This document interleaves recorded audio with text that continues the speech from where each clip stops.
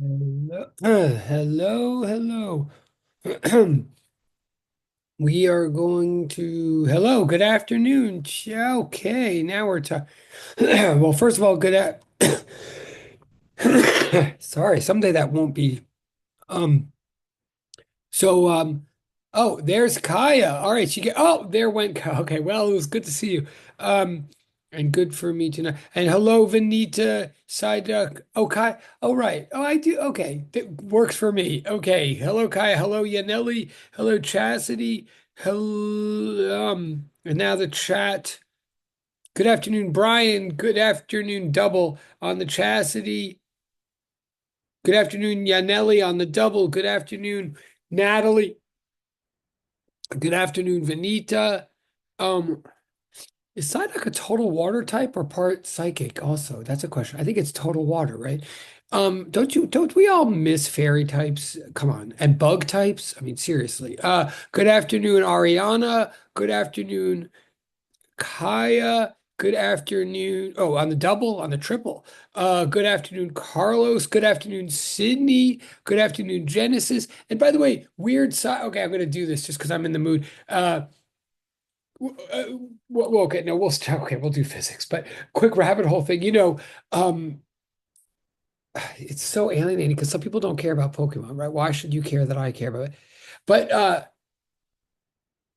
yeah, when I went through chemo, when I first learned about chemo, I found out that I was going to have 6 sessions of chemo, and so I told my sons, and my younger son is not 10, or was turning 10 at the time it started. And so I was going to do a big countdown poster. This is totally personal, totally irrelevant. You could totally tune out. I just thinking of it because of the Psyduck thing. Um, and if you don't care about whatever, I'm just saying this just to get myself warmed up. I was going to make a big poster board for my 10-year-old son of like counting down the chemo sessions or something like that. But then but I decided instead, I realized, wait, there's six. And for those of you who pay attention to this sort of thing, there's always your team of Pokemon in like all the games and everything is always six. I mean, in the video games and even in the card game, you always have six prize cards and six, whatever. It's always six. Um, so I asked my son, I was like, oh, how about we just do this? How about each one of my chemo sessions is a Pokemon type? Like we just go from type to type. And I can't believe I'm telling you this, but it's to this day, it gives me shivers. When I asked him, like, okay, so let's just right now, let's just decide which type each chemo session is. And he rattled them off without even thinking. He's like, the first type is poison, obviously. It's like, yeah, I guess that is obvious, right? And he went through from there, and he's like, the next one's bug, which makes sense when you think about it. And then psychic, he went through fighting type, whatever. He went through, but then, and I swear, he was 10, he didn't even think about it. And he was like, well, the very last chemo you get is normal type. So I thought that was amazing. And that's what we did.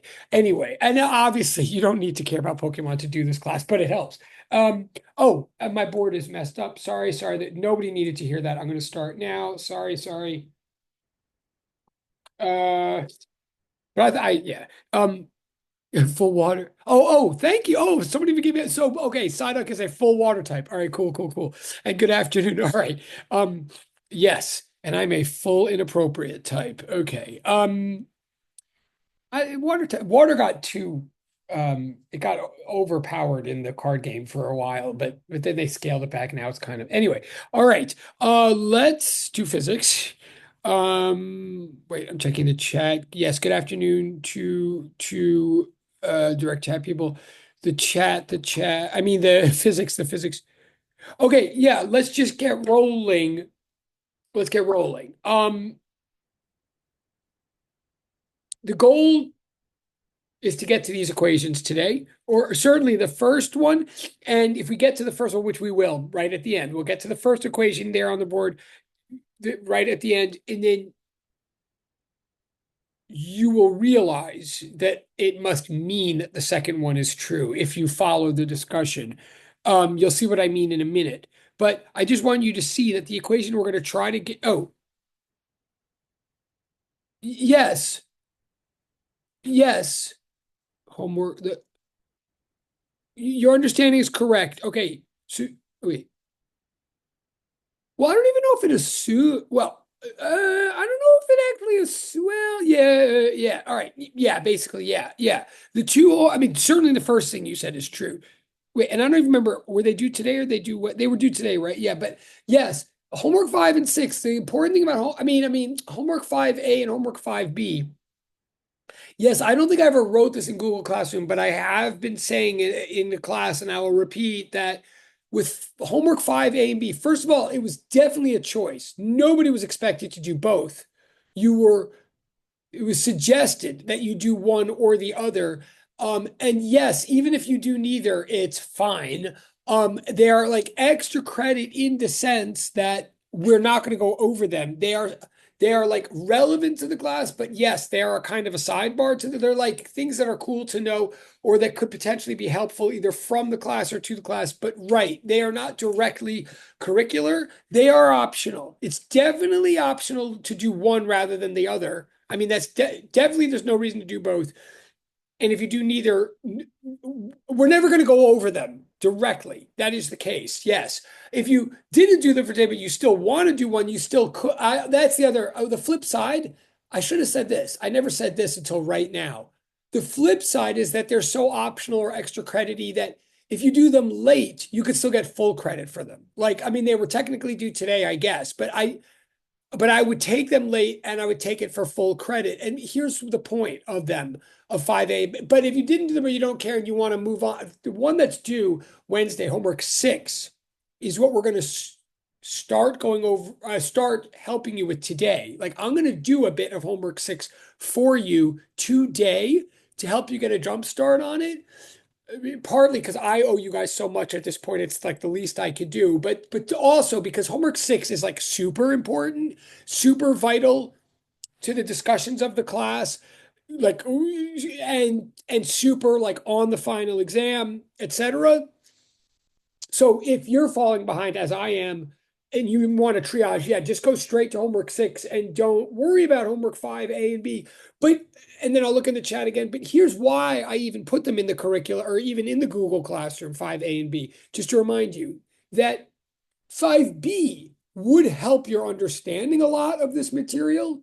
Or would enhance or deepen your understanding. Like 5B is all about gravity in a deep and interesting way that also ties in simple harmonic oscillation. So it really ties in all the material of this class. So it would help you if you're interested, and of course, give you more points if you're looking for more points. You know, it's like extra credit in that regard.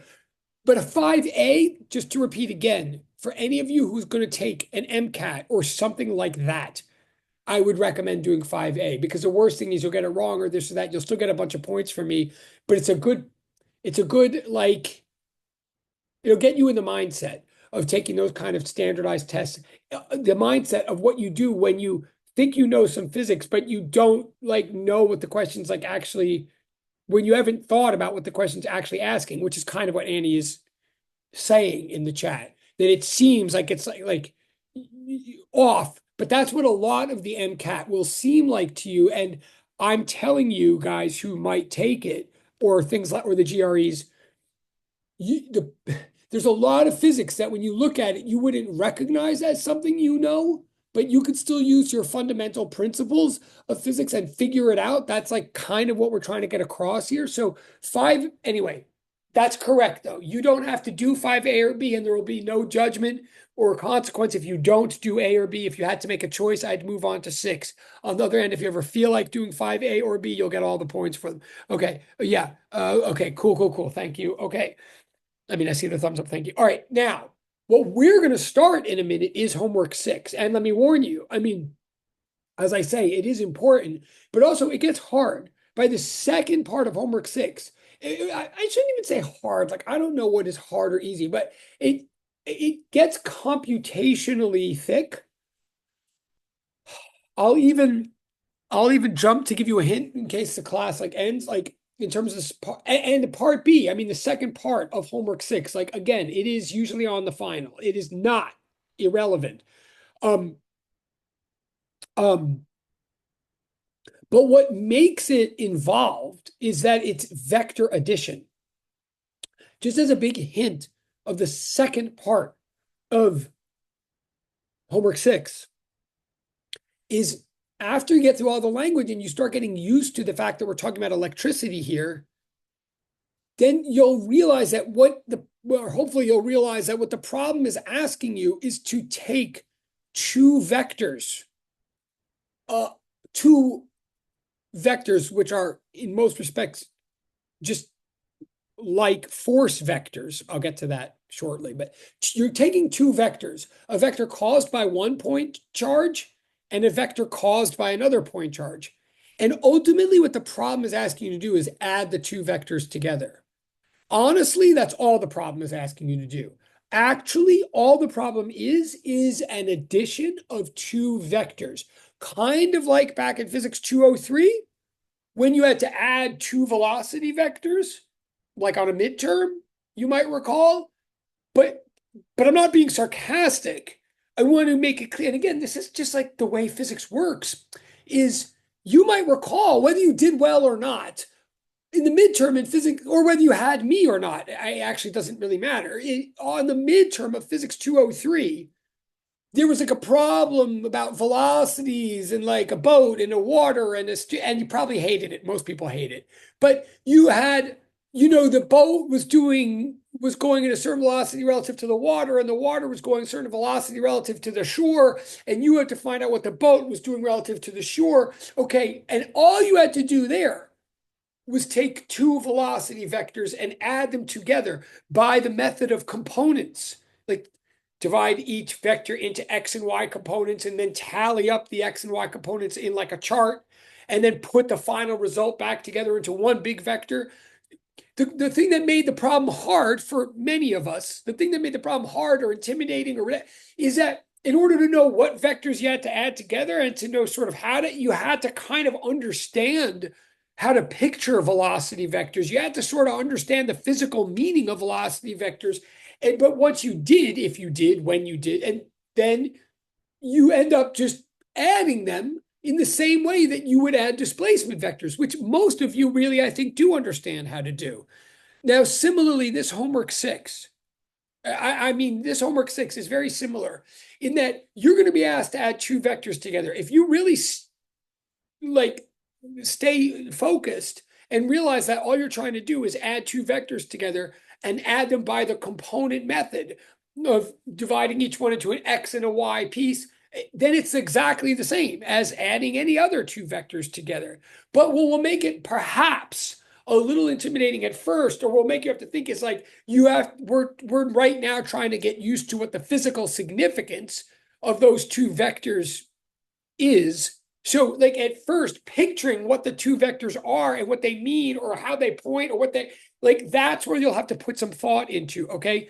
And that's what the purpose of today's lecture will be, is that I'm going to try to back you into that understanding through part A of the homework. Okay. Now, I'm only going to back you in. Like, we're not going to get to me doing all of part B, but that's the point, is I'm going to start you off. I'm looking at the chat. Okay, so first I'm gonna. Oh, and you'll see. Yeah, right. So the ultimate goal of today is to get to the first equation on this board right here, and you'll see it's kind of like what I just said. Like the first equation looks really simple. I mean, it is really simple, but it's like physics. It's like so simple that it's not necessarily easy. Like it's like a little bit like there's not a lot of different pieces to think about. There's just like one piece to think about. So you kind of have to think about it a lot. So the meaning of this first equation is my goal for today. I will get there by switching screens. I'm going to show you, right. So tell you what I'm talking about. Oh, da, da, da, da, da. Sorry.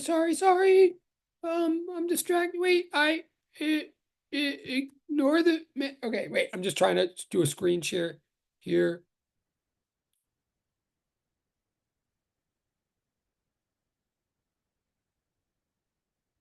Okay.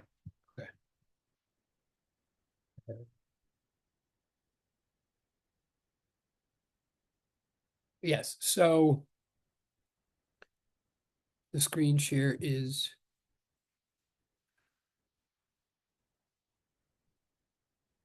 Okay. So this is the homework I'm talking about. Homework 6. Pardon me for a second.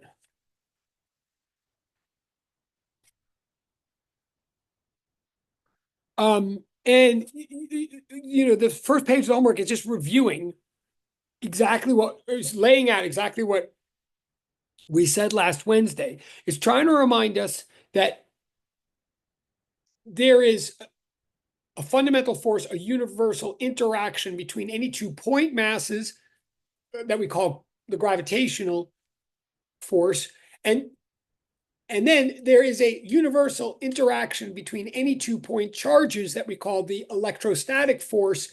And I'm just reminding you, we're trying to say that both of those forces are fundamental in that they just occur as long as the relevant objects exist. Like the relevant objects do not have to be doing anything in order to exert these types of forces. And they seem to occur through they seem to not require any matter or any physical material to mediate the force. They just happen through empty space or even through matter if there happens to be matter in between the two relevant objects. So in other words, any point mass automatically pulls on any other point mass gravitationally, whether there's stuff in between the point masses or not. And any point charge automatically pulls or pushes any point charge, whether there's stuff in between the 2 point charges or not. So that's point number one, that these are these two fundamental interactions that just exist in the universe for whatever reason. And they have the same mathematical form. They both obey an inverse R squared relationship. Interesting. So it's just laying that out for you and then giving you the details of the different constants and everything, just like we did Wednesday. Just note one thing. And honestly, if you've looked at this homework already, you may notice that the sheet that I have here has a slight correct. There was a couple of typos on your sheet. And I've corrected them here. The one on the screen, it's a corrected version. If you already, and it's re-uploaded in your portal, but so like if you never downloaded it yet, no problem. But if you actually already had or started printing it out or using it, you may want to note these corrections. The gravitational law always has a negative sign. Yeah, as long as we're expressing these as vector equations, the gravitational law always has a negative sign. And we said this in our notes on class, in class on Wednesday. We just didn't have it in the sheet.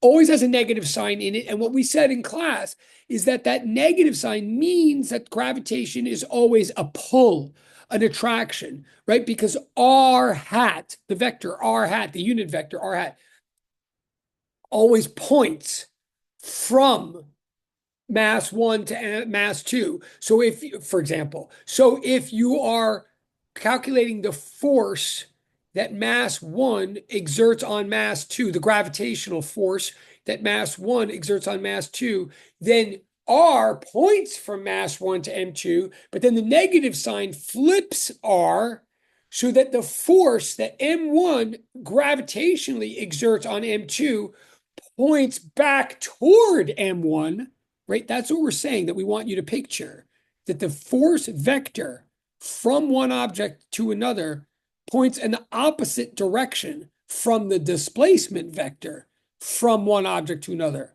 So the gravitational force is always negative, meaning it's always, the sun always exerts a force on the earth that points to the sun. The sun always pulls the earth toward it. And vice versa. If you want to look at what the earth's doing to the sun, you draw a line from the earth to the, well, you draw an arrow from the earth to the sun. And then what the force, and that's the displacement, that's the R arrow. But what the force is doing is the opposite of that. It always pulls back toward the earth. So the earth pulls the sun toward it. Like it's all sort of like obvious in a way. Like you already knew all of this, I know. But I'm trying to say how the combination of R hat and the negative sign, or I'm really trying to say how the R hat is functioning in that equation. The R hat is signifying the direction from the source of the force to the recipient of the force. That's what R hat is doing. It has no magnitude. It doesn't, well, it has a magnitude of 1, so it doesn't change the multiplication of anything that you're doing, but it signifies the direction from one to the other. So then once a negative sign is imposed, it means from the other to the one. And that necessarily, if you follow the reasoning, means attraction. So then, okay, so I'm saying gravity is always an attraction, as you know, but we capture that mathematically with negative times r hat. Like that's like the new piece of, I think, information. But now, and it says it correctly in this sheet, and it said it correctly in your notes. It just, the negative sign wasn't in the sheet if you happen to have looked at it like 2 days ago. But now underneath that is the equation, um, is the equation for electrostatic force. Again, same form, right? R squared in the denominator, R hat to the right side. And again, please remember, because this is the part that's new. Like the R hat is, look, I don't know about you, but R hat used to, it was the thing that was the most confusing to me for a long time in undergraduate physics. Really, it was. Particularly because it's just, well, whatever. It just was confusing to me. So if you're still confused by it, please admit that to yourself, like, and then admit it to me or to a friend, and like, or listen to me right now. Like, just don't like pretend you've got it and then move on because it'll get you in trouble.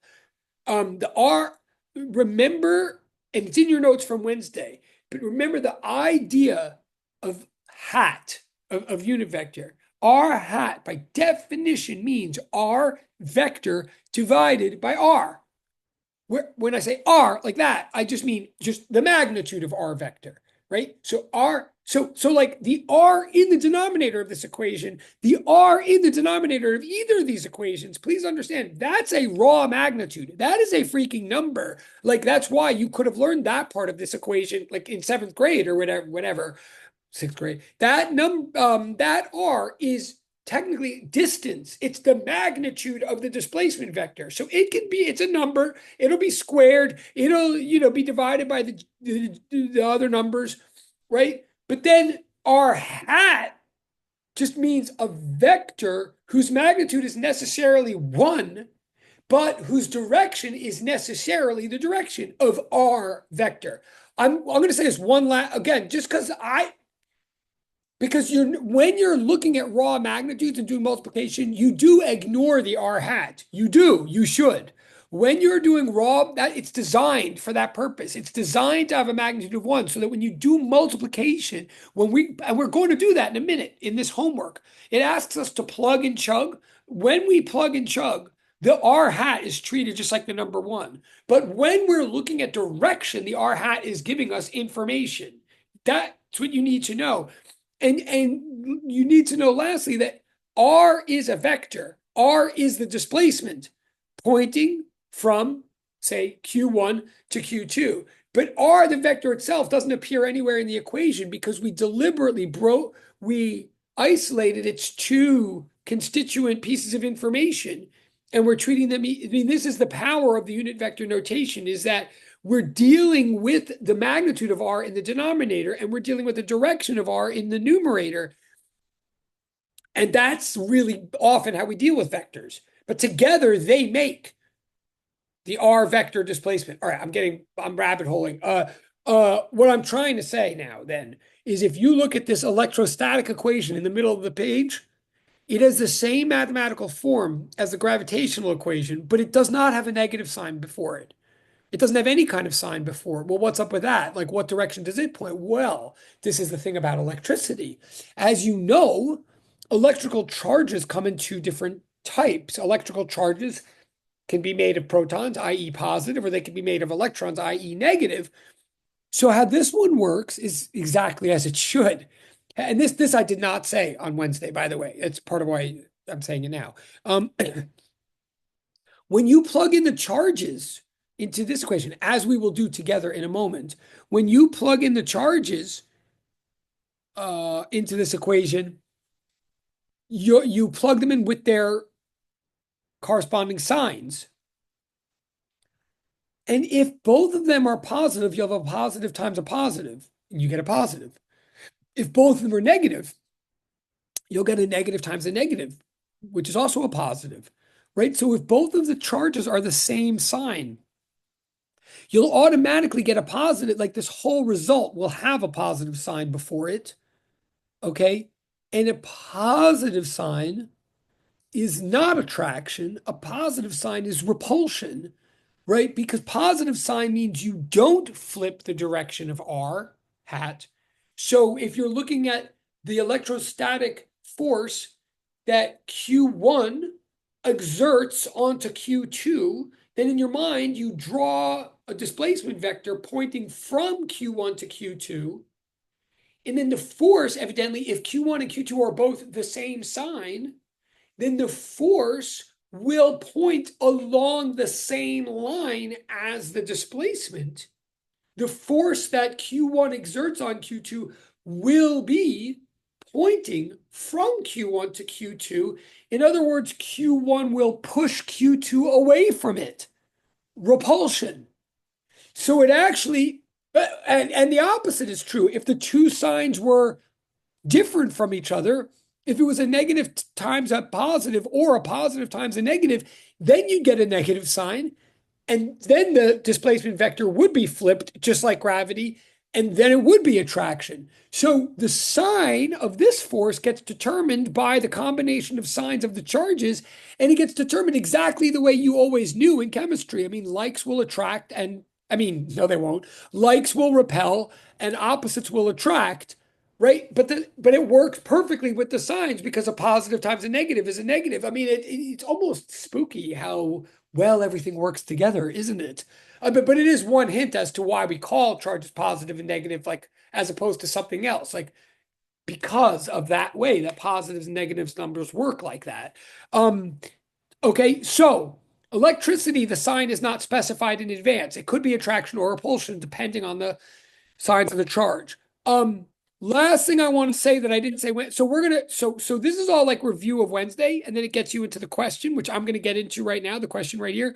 But there's one, oh, it says it here. Yes. Okay. So here we go. We're gonna get into this question now, and obviously I'll switch the boards in a moment, but no, again, this is homework for anybody who just started paying attention or whatever. This is homework 6 I'm talking about now. I believe it's due in 2 days. I'm going over it now, not because I think you already turned it in, but because I'm helping you get started. Uh, so I'd recommend taking notes. Uh, uh, oh, but look what it says in the homework, because what it's saying here is not just about this homework. It's like true in general. Um, whenever we designate one charge like capital Q1 and the other one like lowercase q2, of course that's arbitrary on some level. I mean, Newton's third law still applies here. Whatever we're saying about one object exerting a force on the other certainly always works in the opposite direction as well. But the idea about the capital and the lowercase designation has to do with how we're looking at the situation, i.e., the Q1 generally means the charge that we're asking, like what it's doing to the other charge. It's understood whatever answer we get, we could then reverse if we want to know what the other charge is doing to it. But Q1, we're looking at as like a giver of force, and Q2, we're regarding as like a receiver of force. And then proper names for those two roles, the names are, we call Q1 the source of the force, like that word, source. It's creating the force. And then you could call Q2 the receiver, but we don't. We call Q2 the test. So in other words, if these were masses, we would call M1 the source mass and M2 the test mass. But we're now in the world of electricity. So Q1 is the source charge and Q2 is the test charge. Now, why do we call it the test? Well, because of the nature, this problem is such a sort of common way of thinking about things. You'll see in this problem that I'm now going to start discussing why the second was called a test. Well, so what do we do here? I'm not going to read it out. You can read it, but I'm going to summarize what it's saying here. It's saying, and you're going to do this for homework. So again, you do a 5-step method. You make a diagram first to make it clear what's going on. And what's going on is this. We have, like, over here in the lab, we have a positive 50 coulomb point charge. What the heck does that mean? It means we have approximately 800 quintillion protons jammed together in a tiny, tiny volume, in a tiny space, like into a Euclidean dot. That's what we're saying. We have an enormous amount of protons jammed together into a tiny spot. Now, is that realistic? Yes, it is. I mean, is 50 cool is the number I just said. The number was correct. I mean, if it's 50 coulomb, like, because each proton has a charge of like 1.60 times 10 to the negative 19th coulombs. Okay, so you could do that. So I'm saying like it's basically like 16 quintillion protons makes 1 coulomb of charge, and this is 50 coulombs of charge, right? So that's the math I'm doing. I'm saying like 800 quintillion protons. Now, how realistic is that? Just for perspective. Well, it's in a way it's unrealistic. Like 50 coulombs is a lot of charge. I am saying 50 to make the numbers somewhat manageable in a homework assignment. 50 coulombs is a lot of charge. 1 coulomb is a lot of charge. It's not a preposterous amount of charge. It's not like hypothetical. I mean, it's totally possible to have a coulomb of charge. It's bigger than what we would normally work with in the lab. In the lab, you would normally work with like millicoulombs. So, like, you scale this whole problem down by like a factor of 1,000, and then because protons are really small, right? So having 16 quintillion protons is not crazy. It's just a little bit unmanageable in the lab. We'd more realistically like have like 0.16 quintillion protons. Okay. So we're scaling the numbers up slightly just to make the math nicer, but it's not ridiculous. Okay. Okay. So imagine that we have what I said, like 800 quintillion protons jammed together. Oh, and I'm sorry. What's also definitely not realistic is to talk about point charges. That's what we're going to picture for a little while now. That means a bunch of protons jammed together into a tiny space. Now, it is a lot easier to do this with electrons than protons, for sure, because protons are usually in the nucleus. So, like, we don't like to mess with nuclei. Last time we did that, it was like World War. I'm not trying to make a joke, but I mean, you know what happens when you mess with nuclei. But we could totally do this with electrons, and then we could have a whole bunch of electrons in a huge space in the lab, and then create a hole, so an absence somewhere in those electrons, and that would be the equivalent to having net positive charge. So I mean, so all of this is reality. This is not okay. So imagine that you have 50 coulomb point charge over here, and it's called the source because we're going to start paying attention to what it's going to do onto its environment. What's its environment? Its environment is like 5 meters away from it.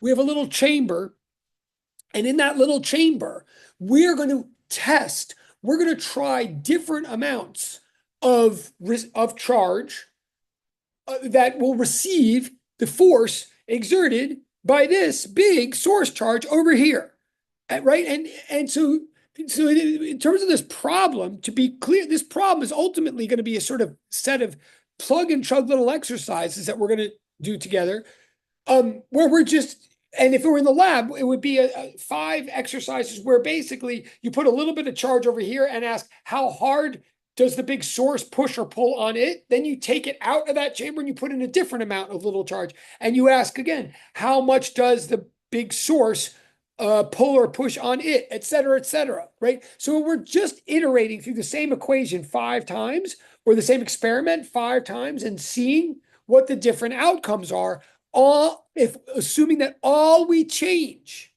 is the sheer amount of charge that's receiving the force exerted by this fixed amount, this fixed source over here at a fixed distance. Please understand, again, this I'm over talking this as usual, but I want you to understand the problem is not meant to be complicated. It's in fact a plug and chug, but it is meant to demonstrate something like important about how we understand these forces to work. So what we're testing, why we call the receiving charge the test charge, is we're testing the force exerted by a fixed source at a fixed distance. Okay, that's the bottom line. So that said, I'm going to switch screens to do the computation.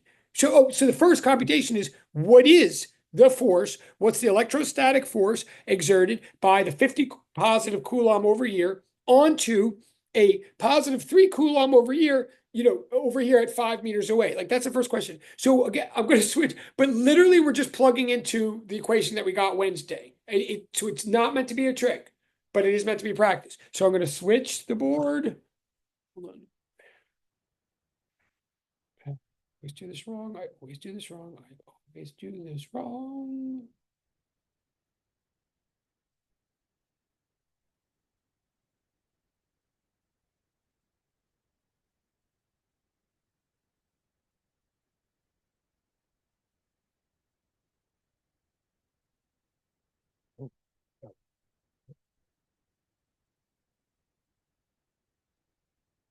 Okay, right. So here's the situation. Here's the situation. Okay.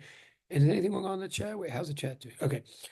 That's the situation, right? And so the question is, what is the electrostatic force exerted by the 50 coulomb onto the 3 coulomb? Oh, right. And there's the vocabulary. Q1 is always called the source charge. Q2 is always called the test charge. Okay. And again, I am kind of doing the 5-step method actually, but I'm not really labeling the steps as I go.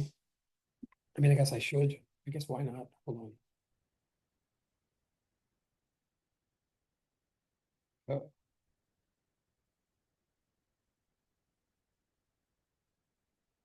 oh, okay. Stylus crisis. You have to bear with me. And this is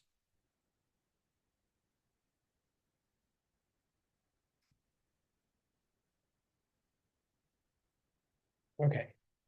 So we're just going to plug into that equation, and I'm just going to focus on the magnitudes first. I'm just going to multiply out all the numbers and then multiply by the unit vector to get the direction. And in order to do so, again, partly this is just sort of practice to get sense of the numbers and stuff. Remember that big constant, it's written in a funny way for reasons that will become clear. It's written in a funny way. It's written as 1/4 by epsilon naught, where epsilon naught is assumed to be this tiny, tiny number.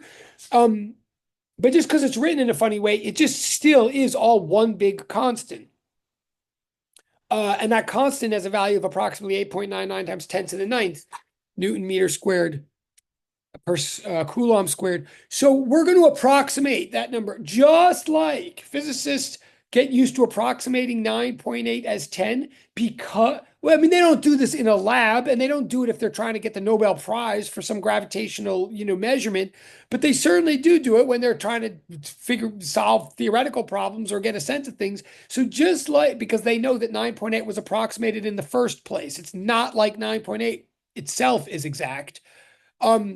So we're going to do the same thing. 8.99 times 10 to the ninth, we're going to approximate as 9 times 10 to the ninth, 9 billion. And then we're going to realize, just like the federal government, that once you're freaking talking about $9 billion, like seriously, you might as well be talking about $10 billion.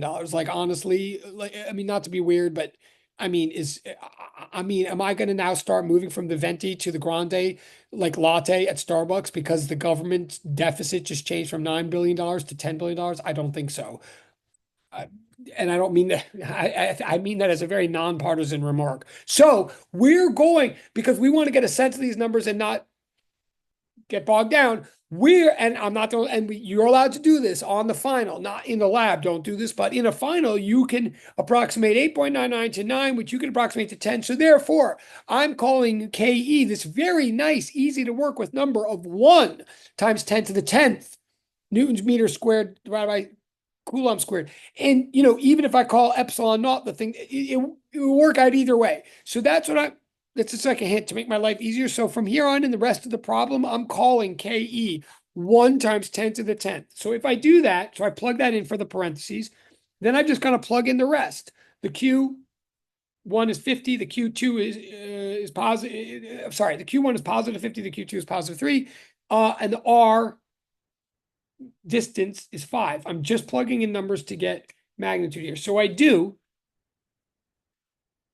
And again, please remember, I mean, it really didn't used to, whatever. Please remember that R hat, if you're plugging in magnitudes, the magnitude of R hat is necessarily always 1. And that's on purpose. It does not change the multiplication. Hold on, but I am going to change the view on the screen. Okay.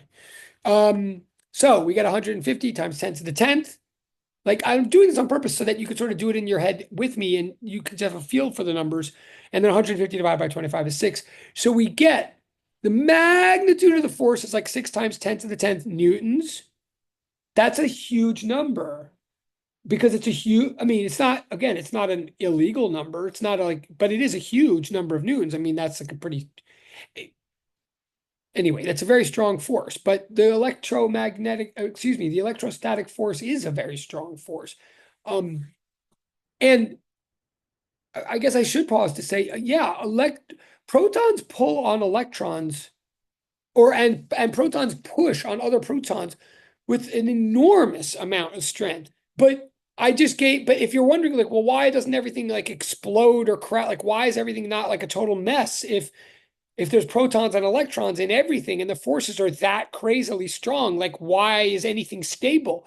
Good question. But the main answer is that for in most macroscopic objects, there's an equal number of protons for electrons, right? I mean, most atoms are electrically balanced. So whatever the protons in one atom are doing to the protons in another, they're doing the opposite to the electrons. So things are basically stable. Whenever we get an imbalance, like when you rub your feet, your stocking feet on the rug, then you have a temporary imbalance and you have an extra collection of electrons somewhere that are not counterbalanced by protons, and they'll want to jump back and re-equilibrate as fast as possible given the opportunity. And that's what a shock is, right? Or that's what lightning is. And when people call it static electricity, that's like almost redundant, but they're calling it static electricity because it is the electrostatic force that is making that happen. Now, the electrostatic force, I'm getting off the topic, the electrostatic force does make things move. I mean, like any force accelerates things, and the electrostatic force will cause, all other things being equal, will cause electrons to jump back to a region of fewer electrons and get into equilibrium. And they'll do it quickly. So you'll feel the spark of that, but then it like is over pretty quickly because it all happens pretty quickly. But it's called static because it's the electrostatic force that's making that acceleration occur, but the force is called a static force in the first place because in the first place, neither the electrons nor the protons needed to have been moving to cause it to happen.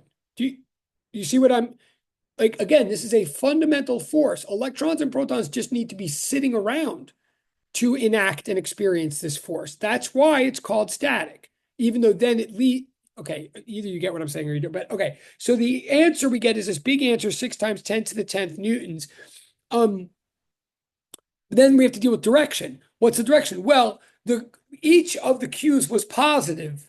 They were each positive. So the whole thing is positive. Is positive times a positive makes a positive. So the answer for the whole thing written properly as a vector is that the force vector equals positive 6 times 10 to the 10th newtons times r hat. That's the full answer, the vector answer. What that means in English is that the source exerts a force on the test that is pointing in the same direction as the displacement from the source to the test. If you imagine an arrow going from the 50 to the 3, then the force is positive of that arrow, right, in the same direction as that arrow. So the source protons are pushing out against the test protons. That's what the plus r hat means, right? It says the force from Q1 acting on Q2 pushes along the line connecting Q1 to Q2. I mean, along a line that you could imagine connecting Q1 to Q2.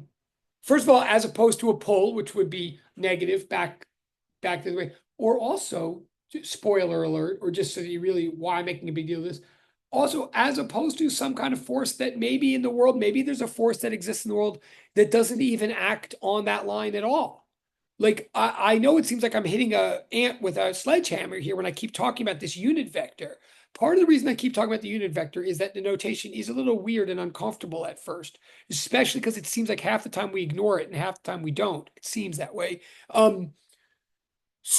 But I'm also making a deal because it actually provides a really important function. Like every time I say, imagine the displacement, the line pointing from one charge to the other.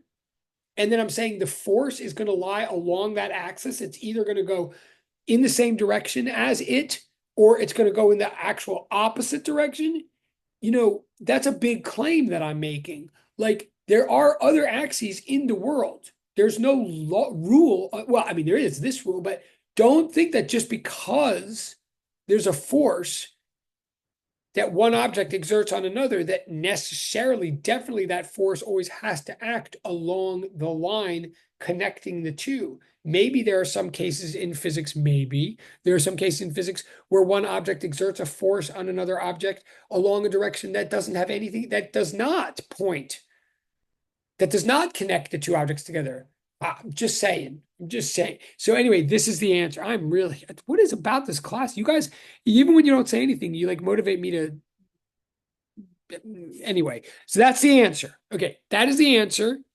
If you did the numbers out exactly without rounding, you'd get something like 5.97 times 10 to the 10th newtons, I think, or something. But that's the answer I'm looking for. Positive 6 times 10 to the 10th newtons R hat. Okay, just a plug-in. I've just spoken for like 45 minutes about a plug-in. But now let's go to the second one. I promise I'm not trying to waste your time. I'm trying to make a point. If we go to the second exercise now, the second exercise. Well, actually, here, I'm going to do the second exercise is just another exercise, right? I'm going to switch screens for a second. The second exercise is just an exercise, but it isn't. The second exercise says, okay, now imagine that the test charge is -6 coulombs. Okay, and everything else is the same. Okay, so that's important. That's on purpose. And it's like, again, it's why we call the charge over here the test charge, because like that's what we're testing, like different values for it. Okay, fine. So we didn't change any other values. So all we did was change the test from +3 to -6. So we could, if you were doing this homework at home by yourself, or if you already did, you absolutely could just replug all these numbers into the same equation again. And you'd be correct to do so. It'd be fine, but it'd be like work that maybe you don't want to do. You might note it, but you get it right. But what I'm here to encourage you to realize is that you might notice that the only thing we're changing in the equation is the Q2. And if you look at the equation is explicit that the force is directly proportional to Q2. I mean, it's also directly proportional to Q1, and it's also direct, but it is directly proportional to Q2. So what does direct proportionality mean? I mean, it means that whatever you do to Q2, if you hold everything else constant, you do to the result, right? So, I mean, that's literally what direct proportionality means. So I guess to cut to the chase, if you notice that in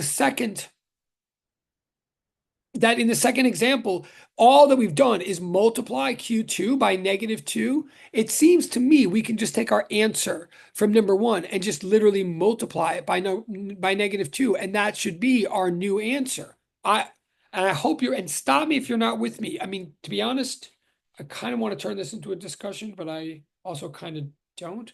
So I'm going to go back to the other screen though. But I'm in your head, I'm really saying you'll know you're with me. Well, I am going to do this. We've got 25 minutes, 26 minutes. If you're with me, just quietly in the direct chat, put the answer for exercise 2 in the direct chat.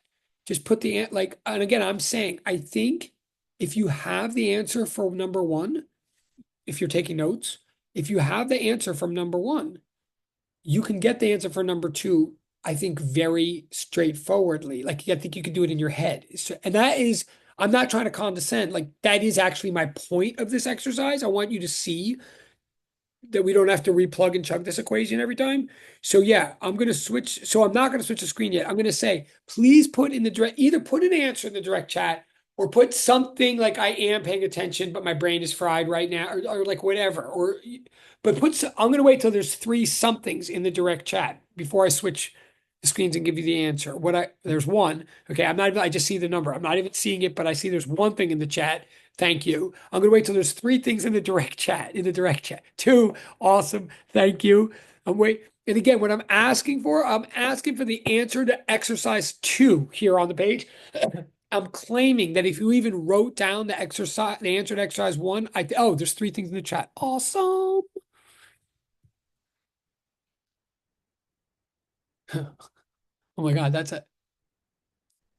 Okay, well, that's on it. Well, I am glad you're using the chat because now you're forcing me to teach. Okay, wait, no. Oh my God, no, no. Okay. No, this is good. It feels like a class. There's like five people in the chat. First of all, I want to say that the two people that actually did attempt, well, first of all, any of you that put something in the chat, you should submit for points in the portals. But the three people that put actual numbers in the chat, like, yay, thank you, you do get the point. I mean, one of you, your exponent happens, for one of the three of you, your exponent happens to be off by one, but I that's basically a typo, I think, or like a careless, like that you get that you clearly have gotten the point because I see your coefficient. You'll see who you are in a minute. But the three of you that put numbers in, I agree with what you're doing with numbers. So thank you, number one. Number two, to the rest of you, it's not that bad, I promise. Number three, wait, no, you were a person who just it tells you this is like group therapy. The person who just totally changed their answer because of what I just said. No, you were right in the first place. You're good, person who just changed your exponent. Your exponent was right. Um, the other person we'll see in a minute. But those of you who wrote like I've not been following along with the math, or I didn't write down the exercise, okay, or like I'm not sure what's going on, or I didn't write down the answer. Um, yeah, that is funny. Um, Oh, and then one person, I'd say the one of the best, someone wrote, I was kind of following, but I'm not understanding why you're saying we could simply multiply by -2. That's awesome. I mean, talk about like you're totally following, but you're not following. I mean, you're okay. So here's the deal. Yes, I will switch the screens again and show you the original answer. I'll show you the answer for number one. I am saying that you can take the answer from number one and just multiply it by -2. The reason I'm saying that is the only change we made from exercise one to exercise two is we changed the Q2. We changed the test charge from +3 to -6. Like we left everything else the same. And the equation we're using here is this equation right in the middle of the page that we're using this equation. And the only thing we changed from one exercise to the next is we just changed the value of Q2. And we changed it by a factor of -2. Like we changed it from +3 to -6. So we just multiplied Q2 by -2. So I'm claiming that all you have to do for your whole answer is take the answer from the first exercise and multiply it by -2. Now I will switch screens to show you your answer from -2 from the first one again. But that is what I'm saying. So wait, but that was more in the chat, which hopefully means something. Oh, okay, great, cool. No, you also wait. There's another person that I've known for so long, and I'm such a big fan of from other classes. Another person who is so polite and obedient and like respectful that they also just changed their exponent just because I said no. You were right. Also, you're good. Other exponent person. You'll see in a second. Why am I laughing? I'm not laughing with you. I'm laughing against myself. So all right, I'm going to switch the screens though. What I'm saying is this. And I know I'm dragging this out. I am dragging this out, but I'm dragging it out on purpose. Well, partly because I always do, but partly because I don't think the math here is hard. It's always hard to like follow math when someone's just like talking about it in space. I'm really just talking about multiplication here. It's not the math that's hard, but I want you all to follow the simple trick we could do to reduce this math even further. Because if you see the simple trick that we're doing mathematically, then it will lead to the conceptual point about physics that I would like to end the class on. So try to stay with me. I'm going to switch. I mean, it's not just to give you busy work. I'm going to switch the screens again.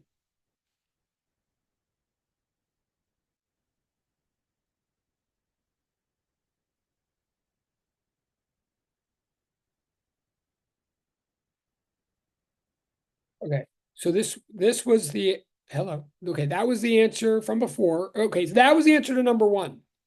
I am saying if you realize that all we've changed is that three that's up at the top in that fraction at the top of this page. All we've done is we've changed that three to a -6. That's what I'm trying to say. Physically, we've just swapped out the test charge from essentially 3 protons to like 6 electrons, if you like. So the math should only be so our final result should just be multiplied by -2. That's what I'm saying. And so that's what this page says. This page says. And so instead of 6 times 10 to the 10th, we're going to get -12 times 10 to the 10th. We're going to get -12. Oh, maybe that is what the person wrote in the way. Maybe all of you were right. Wait, I'm sorry. Hold on. No, yeah. We're going to get -12 times 10 to the 10th, but -12 times 10 to the 10th is the same thing as -1.2 times 10 to the 11th. So the one of you who just like wrote 10 to the 10th, it was who I was, instead of 10 to the 11th, is who I was talking about. But please don't feel criticized. Like that is, the point is you got the -1.2. So you clearly understood my point. You just like did a scientific notation thing. Okay, follow? So it was me. Yeah. Right. You got it, person. Yes. And you should totally submit for 1,000,000,000 points. You're totally with me.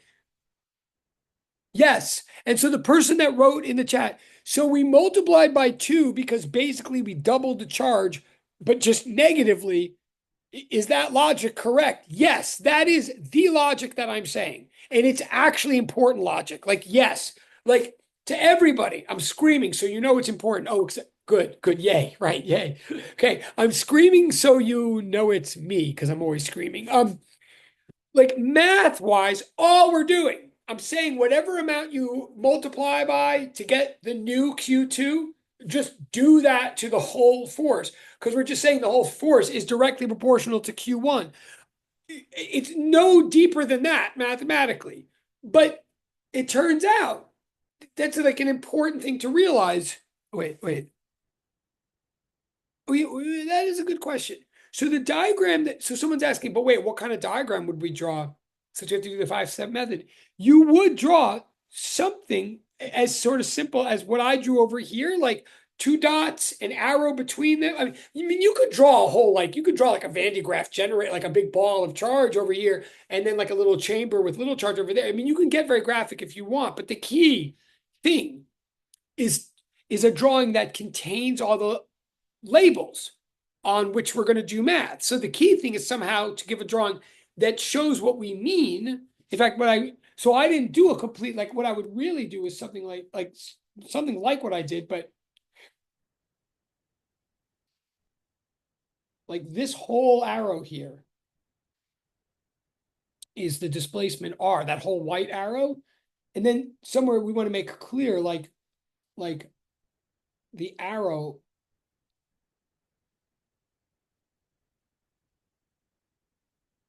right? And so then we could label something like, I'm just basically saying everything, every symbol, every variable, or, oh, okay, cool. Yeah, basically that is a diagram. Yeah, just, I mean, you're going to get a little bit more detail. Just make sure always, the whole thing with diagrams is make sure every letter, every constant or variable or number that you use anywhere in your math is somehow explicitly appearing in your diagram as a label. That's like the real point of the diagram. So yeah, so that's okay. Right, so we got to here. All right. Now, for the rest of these exercises, we can keep doing this. We're trying to say, oh, kind of once we have the basic idea of what the source, the fixed source, is doing at this fixed distance to a test, once we have that basic number or that basic idea, then every time we swap out the test and put in a new test, we just look at whatever adjustment we just made to the test, and we apply that adjustment to the whole answer. That's what I'm trying to say. We're trying to say, well, yeah, just that the force is directly proportional to the test. So whatever amount you change the test by, you're going to change the force by. So we can keep doing this technique for the rest. But now watch what happens if we keep doing it for the rest. If we go to exercise 3, I'm going to do the technique again. I'm saying now in the next one, in exercise 3, the test charge is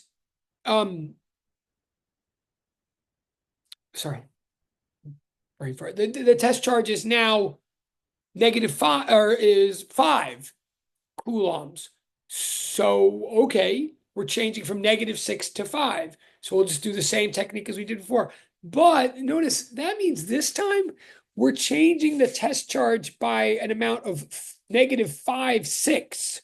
We're like saying we've now multiplied the test charge by 5/6 if we went from -6 to +5, right? That means we multiplied by 5/6.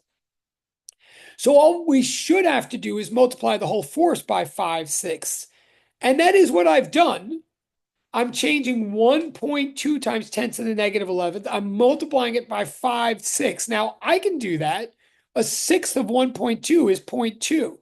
5 times 0.2 is 1. So I'm getting 1.0 times 10 to the 11th. And that's my oh, and I'm switching the sign back from negative to positive. Now that's my answer. And I am claiming to you that I just did the same thing again as I did before. But if you don't have to tell me in the direct chat, but just be honest with yourself. If by any chance you're a human being that basically finally got what I was saying by the end of exercise 2, and you got it, you're like, oh, he's just multiply. Okay, he just multiplied by -2, right? But then when I got to exercise 3 and I started talking about like 5/6 and started in my head doing 5/6 of 1.2, if your head began to swim there and you're like, I thought I had it, but what is he talking about now? Or if you're like, I had it, but now I really don't. And I was excited that I had it. And now I suddenly find myself not caring anymore. Because, like, what? 5/6 of 1.2? Really, Yaverbaum? Then I am with you. And in fact, that is part of my point is that stay with me. If you got the trick, if you get the idea that whatever you do to Q2, you just do that to your whole answer. But if you're thinking like, well, I get that when it's like multiply by 2. But once it's like multiply by 5/6, then really, thanks a lot. I think I'll just freaking plug in the equation anyway, because this is getting stupid. Yeah, I'm with you. By the time we're multiplying by 5/6, I'm not, I mean, I could do it. That's what I just did. It still works. But now it's like a little annoying. That's why the word that you can't read in the parentheses says inconvenient. Like the trick is still working, but I'm not really sure if it's really that exciting anymore. Once we're like dealing with like 5/6, and you can imagine what if it were 5/6? Sorry. What if it were 5/6, but not 5/6 of 12? If it was 5/6 of like 73, like forget it. Then I don't even know why I'm bothering. You with me? I'm saying what I want you to understand so far with 11 minutes left is that whatever you do to Q2 is what you do to the whole force. But if what you do to Q2 is like a weird number, then I'm not even sure how helpful it is to realize that. Right? Keep going for a minute. Stay with me. If we go to number 4 now it's asking for what is the force exerted on 1 positive coulomb of charge. 1 positive coulomb. Okay, so now we're dividing back from 5 to 1. Okay, so we're dividing by 1/5. I guess I could do that. I mean, 1/5 of 10 is 2. So, excuse me. So this answer is now 2 times 10 to the 10th. Okay, fine, whatever. We're going along. It's getting boring, right? I know. Then we finally, at least we're at the very, and again, if you're thinking at any point, like, I got what he was saying, but really, I'm just going to plug into the equation. You can do that. The equation's always right. I'm not saying, but now look, now we get to number 5, the last one. Sorry. Oh, wait. Someone's asking a question about the home. In the home, sorry, pause. There's a question in the chat, which I think is a good question. The first, wait, I'm just checking. Wait.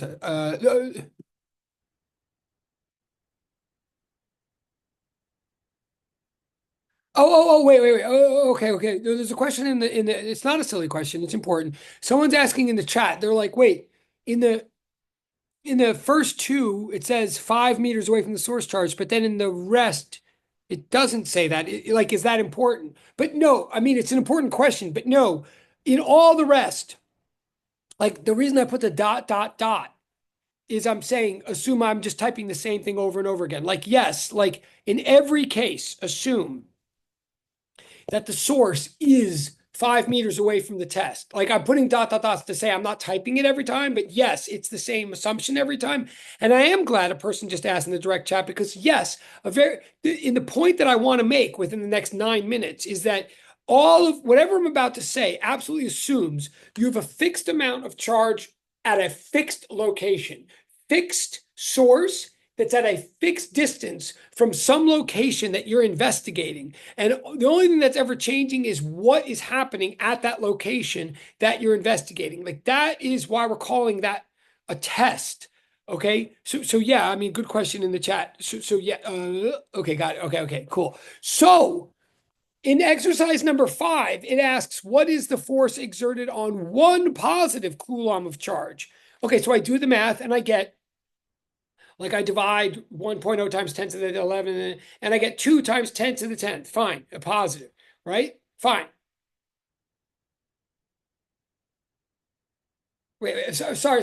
That's sorry. I'm ahead of myself. That's the answer I got. Sorry, the answer I got for number 4 for one positive coulomb of charge. For number 4, the answer I got is 2 times 10 to the 10th, right? Okay. Now I get to number 5, and it asks, it seems like the same stupid thing again. It asks, like, now, okay, what's the force if the test charge is -2? Okay. So I'm like I'm on the verge of like either, giving up on myself or like arresting Yaverbaum. But notice on the very last one, as frustrated as I might be or bored as I might be, when I get to the last one is not hard at all. The last one is just like sort of what I did in exercise 2. I mean, in the last one here, let me in fact go back to the screen because I think it's easier to see. I mean, let me go back to the actual problem because it's easier to see. Hold on. If you go back, if we're now doing the very last one with 7 minutes left, if we're doing the very last one, if you notice, if the whole trick here is to just ask yourself what we did in the previous and just multiply by the appropriate amount, now suddenly I feel like our life is easier than it ever was this whole time. Like we're not dealing with a number like 5, 6, or something crazy like that anymore. By the time we get to the last one, we say to ourselves, oh, well, thankfully, finally, Yaverbaum asked me to do +1 coulomb. Now in number 4, he did. Now in number 5, he's asking -2. So now all I have to do, obviously, is just multiply the +1 by -2, and I'll get my answer. Like I'm just literally going to take the answer from 4 and multiply it by -2, and I'll have it. And if you're following what I'm saying, and especially if you were frustrated or bored anywhere in the middle, if you were frustrated or bored anywhere in the middle, then follow this now. You might, if you were doing this on your own, by the time you get to number 5, if you're like me, if you're like a lot of people, you would say in the last one, oh, for criminy's sake, why didn't Yaverbaum just ask about +1 coulomb right from the beginning? Or you might even say, oh, I now notice he says do the exercises in any order that I find most convenient. Oh, thanks. So I get what he's saying now that I could have, I guess I had permission to do the 4th one first if I wanted to, but how the frick would I have known to do that? Exactly. I understand. What I want you to see now is after we've tested a whole bunch of things as physicists in the lab or whatever, or mathematicians on paper, we all realize, oh, you know what? When we finally get the answer for +1, even if that was like by accident or we didn't see it coming, once we finally have the answer for +1, That is a key answer. That is a key answer because from then on, anything we do is simple, no matter what, right? Like even if I put negative 73 coulombs as Q2 in the chamber, then I would just multiply my answer from number 4. I would just multiply by 73, by negative 73, right? Once you have the base, once you have the positive 1, then everything else is easy. So it becomes a very important answer. I'm saying that the amount of force that something at some amount of fixed source exerts at a fixed distance from a particular location that we're investigating, the amount that the fixed source would exert at a fixed distance per each one positive coulomb of test charge, that number is super important because once we know that number, then we know what's going on in the chamber ready to happen. And all we'd have to do ever to know what's good for any amount that we would put in the chamber, for any amount of test charge that we would imagine being at that test location, all we do is take the number that we've already calculated, take the vector that we've already calculated, and just scale it by the amount of charges that we're investigating there. Let me, with 4 minutes left, let me give you the gravitational equivalence of this, because you're familiar with it already, whether you know it or not.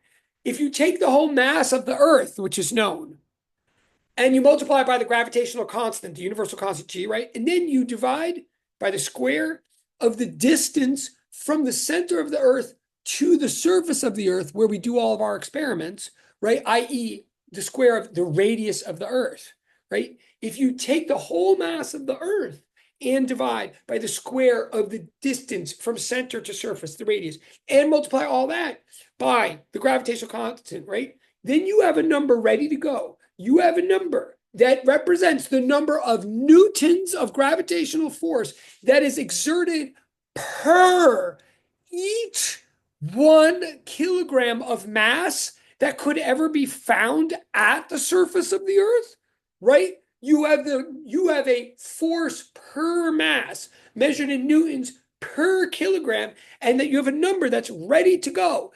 And that's how many newtons of force would be exerted on each 1 kilogram of mass. So if you find 2 kilograms of mass at the surface of the Earth, you just multiply that number by 2, and you'll have the entire gravitational force exerted on that 2 kilogram mass. Or in other words, you'd have the weight of it. Or if you multiply that special number by 3, you'd have the weight of a 3 kilogram object. What is that number I'm talking about? 9.8. What is 9.8? Well, you know it is 9.8 meters per second squared, but I'm claiming now a different way to think about 9.8 is it's 9.8 newtons per kilogram. It's how many newtons of force will be exerted onto every 1 test kilogram that could possibly be found at the surface of the Earth. Multiply any number of kilograms by 9.8, and you have the weight of that object. So we're saying, and what is that number called? Since we have 1 minute left, that 9.8 number, you know, as an acceleration. I'm now meters per second squared. I'm now saying that 9.8 number is known as the gravitational field. It's measured in newtons per kilogram. A field is a force per object. It's all of the information of everything going on in the fundamental force except for, or divided by, the information of the test object. So we have 1 minute left. So I'm just going back, if I can, I'm just going so you can see the final answer on the board. I'm saying force per charge, newtons per each coulomb of charge, is known as the electrostatic field. All it is mathematically, here, all it is mathematically, there, all it is mathematically is KQQ over R squared divided by the second Q. It's just KQ over R squared. That's what the field is. Mathematically, if force is newtons, field is newtons per coulomb. It's the force, it's all the information of the force waiting to happen at a given location.